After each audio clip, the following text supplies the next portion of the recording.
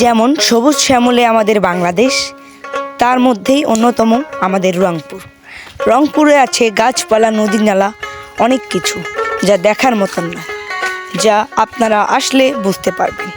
এখানে আছে হালুডাঙ্গা, Alibaba theme park, আরও তিস্তা ব্রিজ, আরও আছে অনেক রকম, যা আপনাদেরকে বলে বোঝাতে পারব না। আপনারা আসলে দেখতে পারবেন আলিবাবা থিম পার্কে আছে অনেক রকম বালুর চর, এখানে আছে অনেক কিছু।